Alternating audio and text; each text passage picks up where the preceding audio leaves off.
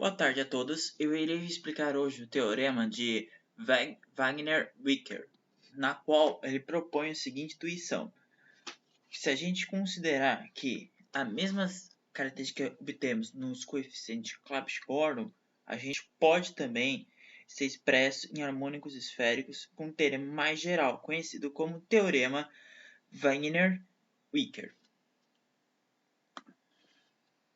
O teorema de Wagner-Wicker é um teorema que tem uma representação da mecânica quântica. Afirmando que os elementos da matriz de operadores esféricos, na base de estados próprios do momento angular, podem ser expressos como produto de fatores, um dos quais independe da orientação do momento angular ou do coeficiente de Clebsch-Gordon. Vamos abordar um dos resultados que está muito relacionado com a simetria do espaço. A chave para entendermos tal teorema está sobre os operadores dos tensores esféricos. Considerando assim, vamos intuitivamente definir um operador A em conjunto deles, onde esses três operadores estão no espaço de Hilbert, o valor esperado por A caracterizado como isso, como escrito abaixo. A rotação vai ser expressa por esses valores. Ou seja, conforme tem os ângulos de Euler por rotações, temos que os operadores rotacionados não mudam. Mas a rotação é caracterizada por R anormal vezes o ângulo φ. Para rotações infinitesimais, escrevemos por esse outro ângulo. E reescrevemos o φ por epsilon. Logo partiremos para os tensores cartesianos. Em geral, um tensor cartesiano pode ser escrito dessa maneira, como um TIJK somatório. Se ele for RIJ, ou seja, com componentes diferentes, será uma matriz ortogonal. O produto diedático de dois vetores é dado por isso, logo por tendo nove componentes independentes. O problema de tensores cartesianos são que eles são redutíveis por rotação, podem ser decompostos em outros termos, ou seja, em uma combinação linear, transformando de maneira diferente rotações. Um vetor VI é uma transformada de rotação de maneira que seja irredutível por uma dimensão 3. Portanto, a correspondência é representada com um conjunto com representação do grupo J igual a I. Portanto, U, I e V, J consideramos como base de produto de momentos angulares, como expresso aqui.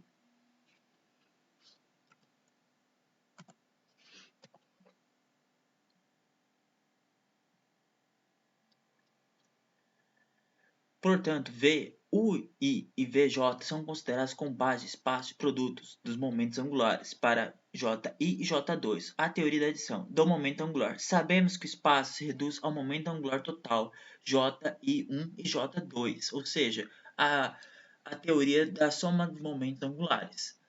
Com isso, vamos considerar que no espaço que estamos lidando é 0, 1 e 2, considerando assim os espaços de. Portanto, o espaço do produto pode ser reduzido em três subespaços invariantes por rotações de dimensões d igual a 1, 3 e 5. Como escrito aqui. J na primeira proposição, J igual a 0 é invariante por rotação. J igual a 2 é um tensor antissimétrico, reescrito dessa maneira. E J igual a 2 ele é reescrito por um traço nulo, por 5 componentes independentes. Nesse caso, temos que um tensor cartesiano pode ser reduzido como T0, T1, T2. Ou seja, na mesma forma como a gente reescreve os movimentos, nossos osciladores, os harmônicos esféricos, nós podemos reescrevê-los T1, T0, T1 e T2 de mesma maneira, operando um operador de rotação, dr, ou seja, por rotações infinitesimais, projetando sobre um ket n, que é o vetor unitário que temos. Dado por assim a simetria de HE, considerando que estamos falando de harmônicos esféricos, temos que a evolução ela vai se caracterizar nos espaços de Ket alfa JM, dado por isso, e no espaço de Bra, dado por alfa', J', M'.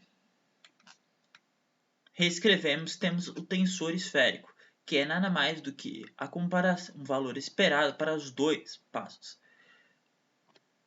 Agora, independente do fato que o tensor esférico KQ de ordem K e componentes Q pode ser reescrito em harmônicos esféricos do vetor V, onde as matrizes dk e Q', ou seja, onde a matriz de ordem K, componentes K' e Q são com matriz de operadores de rotação de espaços de Kets de QK e Q, onde o momento angular L igual a K, onde L é fixo por harmônicos esféricos, transforma rotações de combinações lineares irredutíveis, valendo os valores de N igual a 0 mais ou menos 1, por matriz de rotações 2L sobre 1 mais 2L mais 1. Considerando assim novamente o passo das rotações infinitesimais, obtemos que a relação que temos com os tensores esféricos é que a relação de comutação, ou seja, como a gente sabe que um escalar sempre vai comutar, que vai ser igual a zero, mesma propriedade relacionada anteriormente na matéria, a gente sabe que os harmônicos, os tensores esféricos vão comutar com J correspondente da sua a forma como ele vai estar orientado no espaço.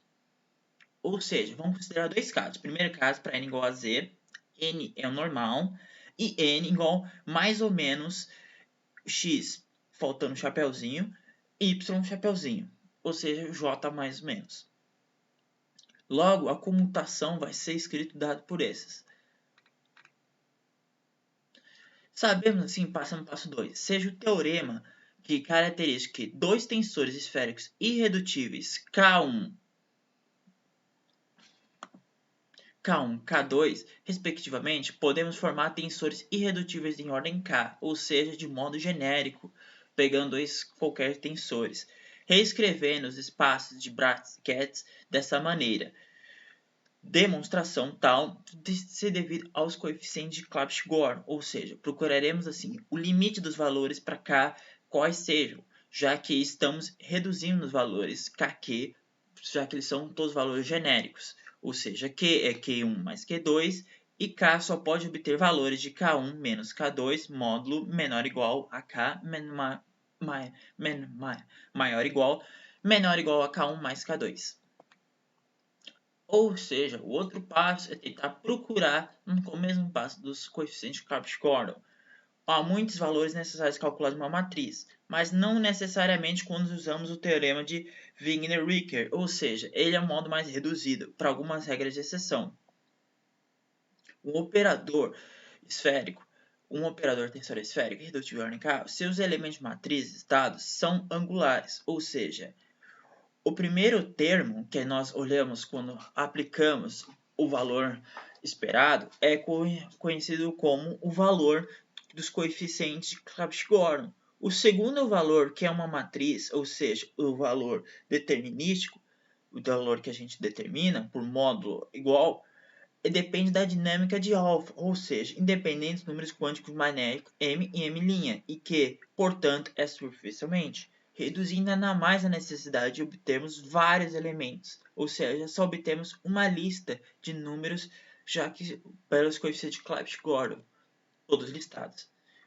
Partindo da demonstração para o caso 2, vamos considerar a comutação do valor esperado de J mais ou menos, aplicando para os dois lados, como na demonstração.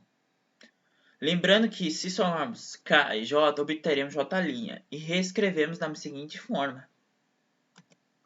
Trocando J mais por J-, reescrevemos. Logo, a expressão acima, exatamente da mesma forma, tem recorrência aos elementos dos coeficientes de Clebsch-Gorlin, J1 e J2, passando para JK, J e JK. Demonstradas ambas equações são demonstradas assim, nós fazemos a tal substituição e aplicamos. Devido a ambas equações são homogêneas, a gente obtém uma espécie de razão, ou seja, a razão que a gente tem dos coeficientes dos valores dj sempre vai estar relacionada para x1 ou o y1 para y2, já que são ambas correlacionadas por um valor por uma constante. Assim, podemos substituir novamente na parte de cima e obtemos que a relação do teorema de Wagner-Wick nos corresponde à seguinte relação, de que os coeficientes Clebsch-Gorlin podem ser encontrados vezes ao valor esperado JK, MQ, os momentos magnéticos, ao JK, J' e M mais ou menos.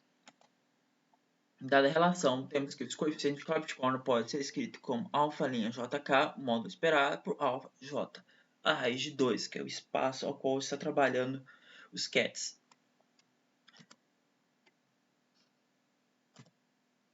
Obrigado a todos.